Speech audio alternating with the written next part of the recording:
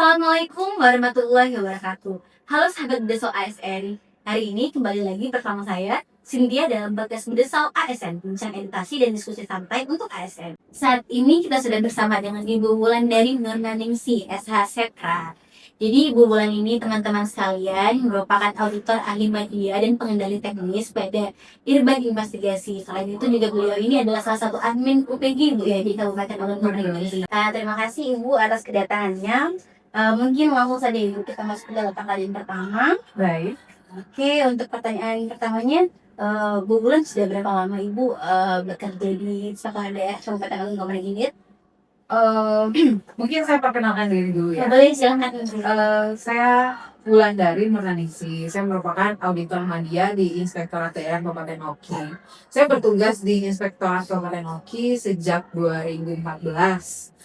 Kebetulan ketika CPNS saya sudah ditempatkan di sini. Terus kemudian saya mengikuti pendidikan auditor dari mulai jenjang pertama sampai sekarang sudah di akhirnya ya.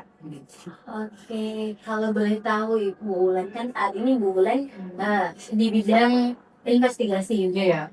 Jadi untuk pertama kali Ibu sebagai CPNS apakah sudah ada di bidang investigasi ini atau di bidang lain dulu Ibu? Sebelumnya. Awalnya 2014 saya CPNS itu sebagai pemberi bantuan dan konsultasi hukum itu.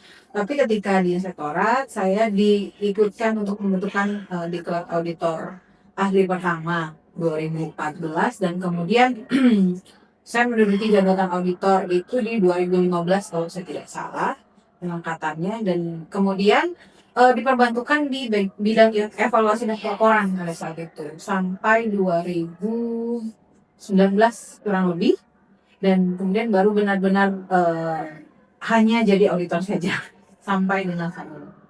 Oke, berarti kira-kira sudah kurang lebih 11 tahun nih Ibu ya di sektorat. Kurang lebih lah. Sudah lumayan lama sekali ya Ibu ya. Lumayan. Berarti dari awal sebelumnya Ibu itu belum ada di audit investigasi ya? Oh belum. Pada saat itu belum ada bidang investigasi memang. Jadi kalau boleh tahu Ibu, bidang investigasi ini apa sih Bu sebenarnya? Mungkin teman-teman sekalian yang kurang paham atau kurang informasi tentang apa sih sebenarnya audit investigasi itu Ibu, bisa diceritakan ini? Oke, mungkin sedikit ya berdasarkan pemahaman dan pengalaman saya yang saya ketahui bahwa audit investigasi itu proses pemeriksaan yang dilakukan secara mendalam dan terfokus terhadap temuan tertentu yang terjadi dalam pengelolaan keuangan daerah atau negara gitu. Yang tujuannya mengungkap penyimpangan, mengidentifikasi penyebabnya dan memberikan rekomendasi perbaikan supaya kejadian serupa tidak terulang kembali begitu. Menarik sekali. Mungkin semakin kita berdiskusi mungkin nanti akan banyak pertanyaan dari teman-teman Ibu. Mungkin Boleh. kalau teman-teman mau bertanya boleh teman-teman tinggalin komen di YouTube kita. Lalu pertanyaan selanjutnya Ibu, supaya pendengar kita lebih merasa penasaran Ibu, kalau boleh diceritain apa sih Bu perbandingan audit rutin dengan audit investigasi? Mungkin skup pemeriksaan dan sifatnya, karena audit investigasi itu sifatnya sangat khusus dan mendalam dibandingkan audit-audit lainnya. Oke begitu Ibu. Jadi kalau begitu Ibu, mungkin boleh nggak Bu dikasih tahu ke kita alur umumnya aja Ibu, gimana sih Bu proses audit investigasi itu dari awal sampai akhir secara garis besarnya aja alurnya? Mungkin secara garis besar bisa saya jelaskan begini ya. Kalau audit investigasi itu pertama memang harus ada permohonan atau memang limpahan begitu dari APH, bisa juga dari rekan-rekan ataupun masyarakat ya, sifatnya dumas gitu, pengaduan masyarakat. Kemudian setelah pengaduan itu masuk, maka dilakukan telah dulu oleh tim yang kemudian kita tentukan apakah pengaduan ini bisa diteruskan menjadi pemeriksaan dengan melihat apakah terpenuhinya unsur 5W2H.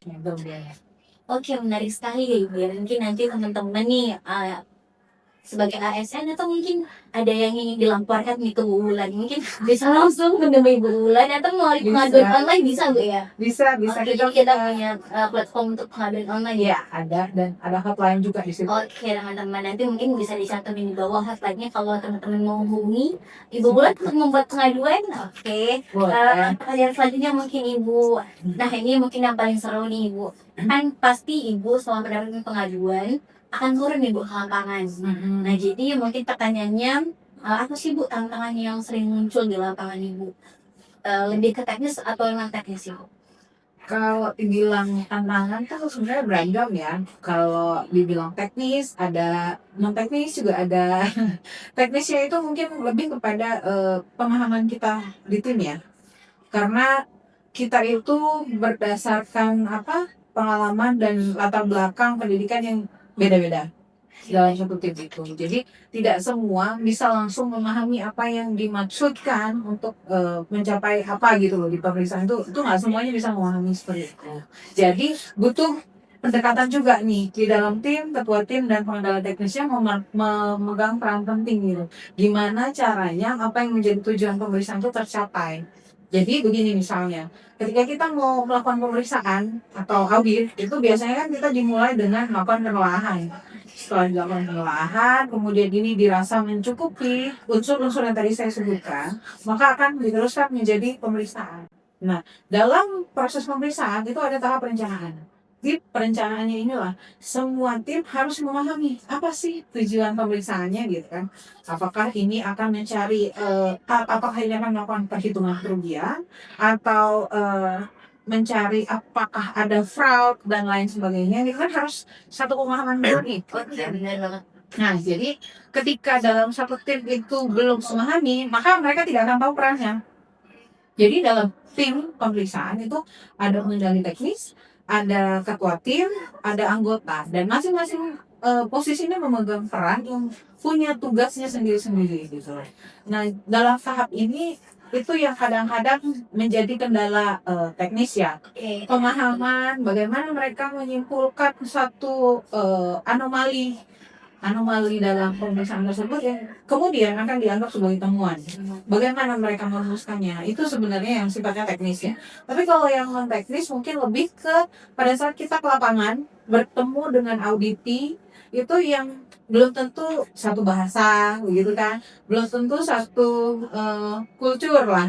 Nah kita kan memeriksa itu, melakukan pemeriksaan atau audit itu harus melakukan pendekatan Masyarakat yang kepada masyarakat, kepada auditi. Jadi kita itu bisa menggali informasi sebanyak-banyaknya pada saat di lapangan itu dengan kemampuan yang tidak diajarkan ya secara akademis, itu tidak diajarkan. Oh kita harus begini nih kalau ketemu orang-orang seperti ini atau ketemu itu, kembali ke penyesuaian kita sendiri-sendiri dan seberapa bisa kita mengembangkan diri untuk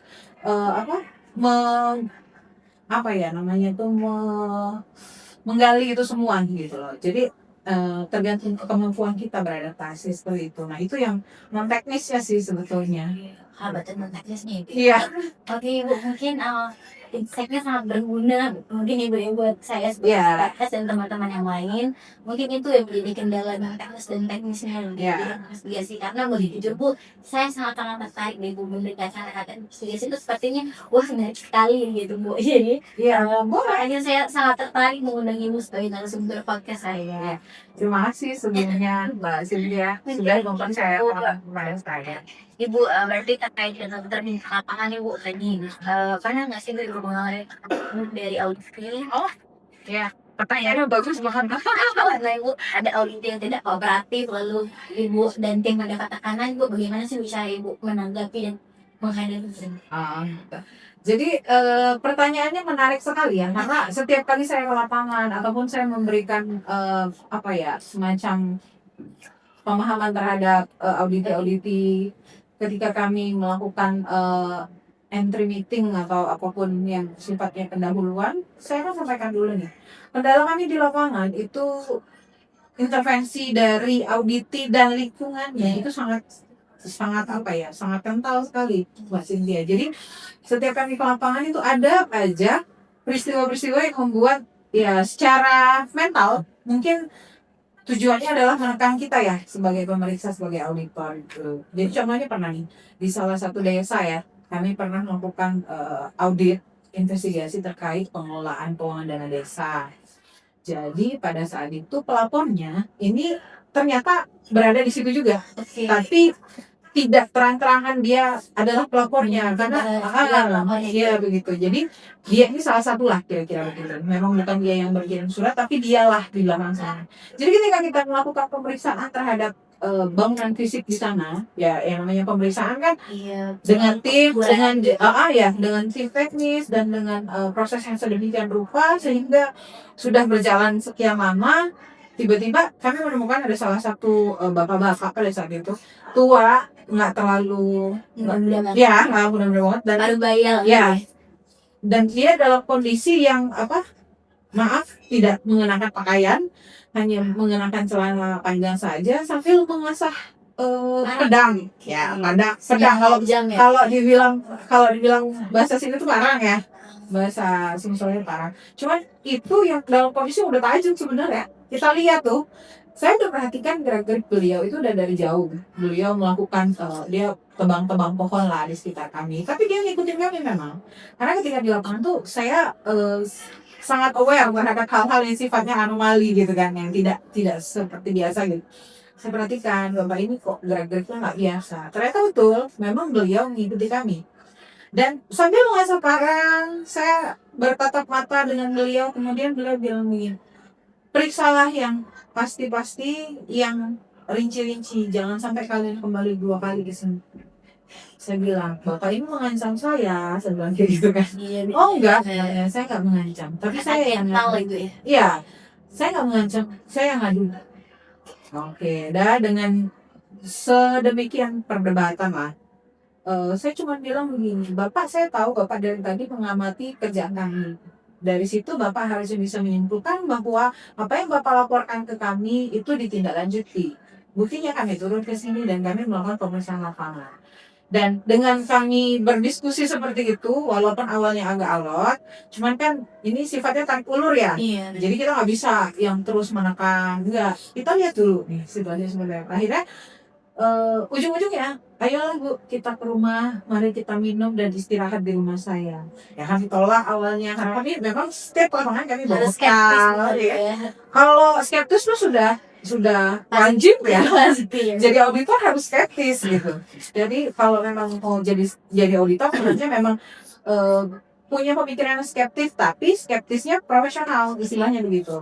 Skeptis profesional. Jadi bukan suuzon ya, bedain ya antara Antara skeptis auditor sama suzon. Iya, walaupun ya beda-beda tipis tapi itu beda. Tapi ya itu, ketika kami bertemu hal-hal seperti itu di lapangan, dan itu nggak sekali Mbak Cynthia. Jadi tergantung ya, ada beberapa daerah yang memang rata-rata di sini kan di wilayah kita ini kan masih dengan tradisi yang lumayan keras ya, kulturnya kan keras. Jadi kita sebagai pendata ke situ dianggap tuh sebagai ancaman mungkin. Apalagi ini misalnya mereka berada di tim pendukung orang yang kita periksa. Iya. Ya pastilah, pasti banyak sekali tekanan seperti itu. Dan gimana saya memposisikan diri? Saya memposisikan diri di tengah-tengah. Di tengah-tengah, ya dalam arti ya, saya jelasin aja, saya datang ke sini ingin menindaklanjuti pengaduan Bapak Ibu gitu kan. Ya, jadi diberi pemahaman bahwa apa yang kita lakukan adalah keinginan mereka.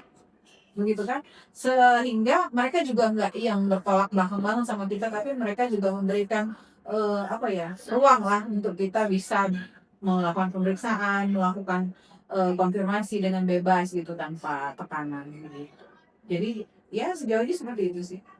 Oke Bu, mungkin yang saya tangkap menjadi seorang auditor di bidang investigasi itu butuh sekali kepekaan yang tinggi untuk cerita. Ya, Teman-teman nih yang dengar cerita dari Bu Wulan mungkin langsung mikir, wah ternyata bidang investigasi itu sesulit dan serulit itu. Tapi kita bisa lanjutin penjelasan, dengerin lanjut penjelasan dari Bu Wulan ya teman-teman. Bagi yang makin penasaran, kita lanjutin podcastnya. Ibu, selanjutnya Baik. mungkin nih Bu, dari pendengaran dari cerita-cerita Wulan tadi nih tentang tekanan sebagai auditor investigasi. Nah Bu, kan pasti teman-teman yang dengar atau teman-teman mungkin yang sebagai auditor baru nih Bu pasti mendengar kata-kata investigasi itu sebagai scary Bu atau kayak wah scary banget nih gitu Bu. Tapi Ibu setuju nggak sih Bu atau menurut Ibu sebenarnya ada sisipannya juga Bu dari audit investigasi ini? Pertama yang saya mau sampaikan tuh begini ya, kepada teman-teman juga yang mungkin di sini baik apa namanya Siapa yang audiensnya baru? ya maupun audiens yang di luar Iya, kita gitu benar kan. betul. Saya mau sampaikan bahwa dunia audit itu sebenarnya tidak se-scary itu, gitu loh. Tidak semenakutkan itu. Hanya saja memang butuh passion dalam pekerjaan ini, tidak bisa kita merasa tertekan. Karena kalau kita sudah merasa tertekan, kita tidak akan merasa nyaman. Iya, Gitu loh. benar Dan sekali. prinsip itu saya pikir nggak cuma sebagai auditor ya, tapi dalam pekerjaan apapun kita harus mencintai dulu pekerjaan kita, baru nanti akan muncul lah bagaimana caranya, gimana sih kalau kita cinta gitu loh, pasti akan melakukan apa-apa yang membuat kita nyaman, membuat kita senang kan seperti itu. Dan ketertarikan itu akan semakin semakin tumbuh gitu loh ketika kita memang sudah ada passionnya di situ. Nah, menumbuhkan passion itu yang seperti apa?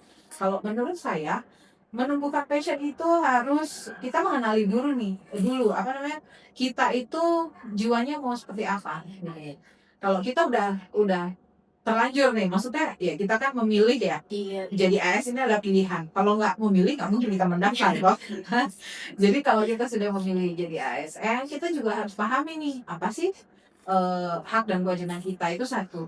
Terus kedua, sebagai ASN passion itu kan akan bisa tumbuh kalau kita mengenali nih apa Seimbang pekerjaan gitu. kita itu. Iya. Apa pekerjaan kita itu? Kalau pekerjaan kita adalah sebagai pemeriksa, maka kita harus tahu gimana sih cara memeriksa, apa sih yang kita cari ketika memeriksa, tujuannya itu apa. Itu dulu yang harus dipahami. Ketika kita tidak paham tentang apa itu yang kita kerjakan, maka ya bagaimana kita akan mencintai pekerjaan kita. Apalagi ditambah dengan isu-isu yang katanya memeriksa itu nanti Iya. akan susah, akan bersidang dan lain sebagainya. Saya bilang itu benar, tapi tergantung kita menyikapinya seperti apa, gitu kan. Nggak hanya teman-teman ASN, apa, CPNS. CPNS, ASN, itu bukan bukan hanya mereka yang takut dengan situasi seperti ini gitu loh. Terus terang, saya punya pengalaman sebelumnya, sebelum jadi ASN, saya juga pernah menjadi tergabung lah dalam dalam satu kantor yang bergerak di independent legal auditor. Jadi sebelumnya saya juga bekerjanya sudah mendekati hal-hal seperti ini ya. Jadi ketika saya bekerja di sana dan ketika saya menjadi ASN, vibes-nya itu aja yang beda, tapi sebetulnya passion-nya di saya tetap sama. Vibes-nya ketika saya berada di apa sisi swasta, dan ketika saya berada di pemerintahan, itu cuma vibes-nya aja yang berbeda, tapi passion-nya akan sama ketika saya mencintai pekerjaan saya gitu loh. Jadi saya akan mencoba mengupgrade pengetahuan saya, mengupgrade diri saya supaya saya melakukan pekerjaan saya itu aman, lancar gitu loh. Jadi saya nggak akan membiarkan orang lain bisa mematahkan saya, bisa mematahkan apa yang saya perbuat, gitu, saya lakukan, saya laporkan hasil pekerjaan saya lah intinya, kecuali saya yang memberi celah untuk itu. Nah makanya ketika kalian masih muda ini, eh, ayolah kita upgrade diri kita, kita tunjukkan bahwa kita mampu gitu loh. Walaupun mungkin persaingan di dunia kerja itu akan semakin ketat ya. Semua orang akan berlomba-lomba berpikir seperti kita. Anggaplah seperti itu. Jadi jangan biarkan kita tertinggal, jangan biarkan kita bisa dipatahkan oleh orang lain dalam berbagai macam celahnya yang kita sendiri yang tahu gitu. Jadi menurut saya sih begitu. Kalau dibilang scary ya pasti scary. Kalau kita nggak tahu ya kan, orang akan dengar investigasi itu orang kemana? Setiap pekerjaan investigasi, asumsikanlah bahwa ini akan berakhir pada pemberian keterangan ahli. Itu kapan? Pada saat permasalahan-permasalahan ini menjadi kasus hukum atau dilimpahkan ke aparat penegak hukum, dan di situ kita masih punya peran. Jadi gini, penugasan investigasi itu bisa saja setahun 2 tahun kemudian masih akan dibuka, masih akan dibahas, masih akan diperdalam, bisa saja seperti itu oleh aparat penegak hukum, dan kita sebagai pemeriksa, sebagai aktif di sini bisa berperan sebagai pemberi keterangan ahli. di situ untuk hal-hal atau penugasan-penugasan yang sifatnya perhitungan kerugian keuangan negara. Jadi kita tuh memang dipersiapkan untuk itu. Investigasi itu dipersiapkan untuk itu. Maka mentalnya itu memang harus disiapkan ketika kita berhadapan dengan aparat penegak hukum, dengan persidangan yang notabene di persidangan itu vibes-nya akan lebih horor lagi kalau dibilang orang seperti itu ya. Tapi sejauh ini sih saya berapa kali ya dari CPNS sampai dengan sekarang saya sudah pernah mengikuti sidang pemberian keterangan ahli itu kurang lebih 7 atau 8 kali. Wah, lumayan banyak banget. Bagi teman-teman mungkin banyak banget ya, bagi saya sangat banyak banget. Iya, karena setiap kali bersidang kita akan memberikan kesaksian terhadap terdakwa yang kemudian sampai dengan saat ini ya mereka akhirnya harus sekolah. Iya, di sekolah. Jadi beban moralnya itu pun juga sangat-sangat besar ya. Jadi kita harus mempersiapkan diri untuk itu. Jadi kalau dibilang investigasi itu scary ya, scary-nya di situ. Tapi jangan khawatir karena kita kan bekerja berdasarkan standar. Ada standar profesi, ada kode etik. Nah itulah yang dipegang. Sebagai pedoman gue. Iya. Jadi nggak bisa sembarangan juga kan? Benar, mungkin teman-teman dari udah ada pesan nih dari Bulan. Kalau mau menemukan passion kalian yang harus dilakukan itu adalah loving your job, cintai pekerjaan kalian teman-teman. Pastinya. Oke, pasti mungkin sangat-sangat inspirasi kami ya Bu ya. Pada dasarnya mudah-mudahan ya. Saya pakai teman-teman juga di bidang investigasi ini makin banyak. Jadi kita juga ada regenerasi gitu kan. Karena terus terang aja teman-teman di investigasi ini mungkin saya ceritain dulu nih. Berdirinya tuh di Itda Kabupaten Oki ini sejak Maret 2020 kalau saya tidak salah. Generasi pertama itu hanya ada orang 5. Generasi pertama dalam artian kami yang ditempatkan di bidang itu hanya orang 5 pada saat itu plus Irban itu dan 5. Jadi pada saat itu kasus-kasus memang tidak hanya terfokus di bidang investigasi yang menangani, bisa juga di bidang-bidang atau wilayah-wilayah.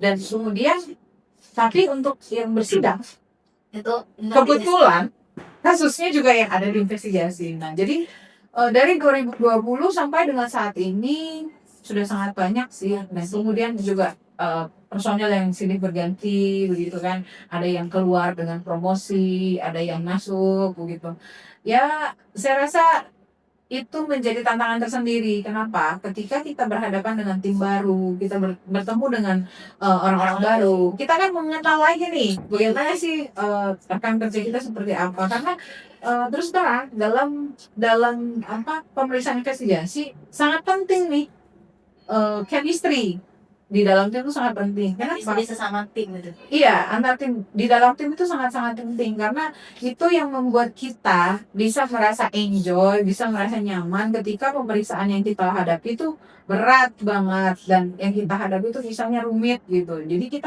kita memang harus menemukan teman dan tim, menciptakan teman dan tim kerja yang memang bisa mensupport itu semua. Gitu jadi Mbak.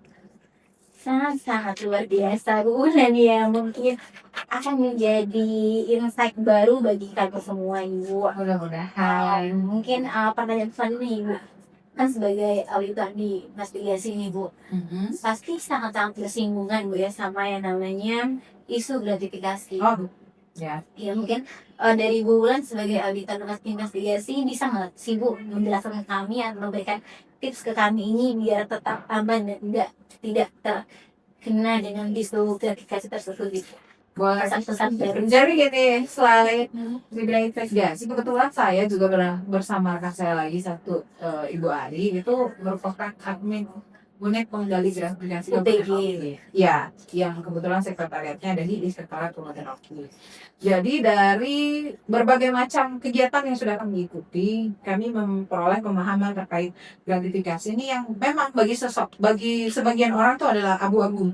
Apa sih itu gratifikasi? Sementara kan kita ini budaya ini timur ya, budaya timur yang akrab sekali dengan rasa terima kasih gitu kan, bentuk pemberian terima kasih, jamuan yang merupakan terima kasih.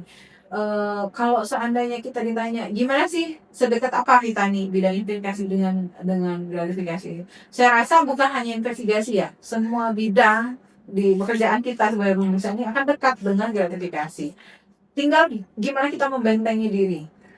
Pertama, kalau di bidang investigasi yang saya tahu di tim saya, kami selalu bersepakat bahwa ketika kita di lapangan, semaksimal mungkin kita akan menolak semua pemberian dari objek pemeriksaan kita atau audit kita. Jadi mau itu taksia, mau itu hal-hal lain gitu yang sifatnya mungkin masih umum-umum saja, tapi memang kami karena itu ranahnya abu-abu, daripada nanti salah jalan, mendingan kami tolak. Jadi setiap kali ke lapangan kami selalu membekali diri kami dengan membawa makan dan minum sendiri, semaksimal mungkin kami tolak.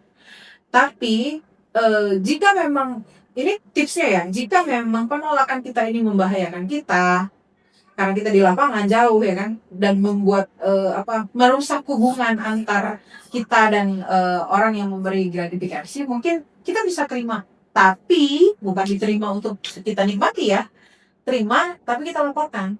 Lapornya kemana? Ke UPD. Jadi gitu. Tipsnya kalau memang sudah tidak bisa dihindari, pertama hindari dulu. Semua gratifikasi itu wajib dihindari.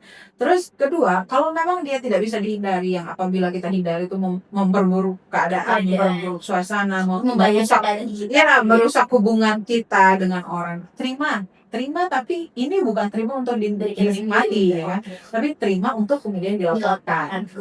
Iya, aman nggak sih pelapornya? Aman. Kita yang pelapor insya Allah. dirahasiakan kan dia. Ya, karena kan ya itu memang sudah amanatnya seperti itu ya kan. Kalau tidak bisa ditolak, terima tapi laporkan. Oke, thank you Ibu untuk tipsnya. Mungkin yang terakhir nih Ibu buat teman-teman ASN dari Ibu seperti Cynthia, mungkin ya apa sih Bu pesan-pesan untuk kami tuh biar tidak ragu-ragu dan berani mencoba di bidang investigasi ini? Pertama, kita lihat, saya sudah sampaikan di awal, ketika kita bekerja, mau itu di bidang apa juga, kalau kita sudah mencintai pekerjaan kita, mudah-mudahan nih, kita akan tahu cara menjaganya seperti apa. Kita akan tahu cara meng-increase hal-hal yang menarik di situ seperti apa. Jadi kita nggak terpaku pada hanya saya datang nih jam 8, saya pulang jam 4. Kami di bidang investigasi itu jarang sekali bisa pulang tepat waktu, Mbak. Kenapa? Karena kami selalu tidak membatasi diri kami dengan hanya jam kerja. Kalau cuma berpikiran terhadap jam kerja, pekerjaan yang kami hasilkan hanya sangat-sangat terbatas gitu. Jadi kami tidak pernah membatasi dirinya gitu. Ya kami anggap apapun yang kami lakukan ya selain itu kewajiban juga ibadah gitu kan. Tidak jarang kok pulang dari kerjaan jam 4 nyampe ke rumah mungkin jam 5 atau maghrib lah. Setelahnya malam kami masih lakukan kerjaan kami lagi. Mau itu koordinasi melalui telepon, mau itu kerjain sendiri. Iya. Jadi seperti itu. Kalau tipsnya sih saya pikir itulah cara mencintainya ya. Cara menikmati pekerjaannya, dicintai dulu. Baru nanti akan timbul sendiri gimana saya. Akan timbul rasa cinta.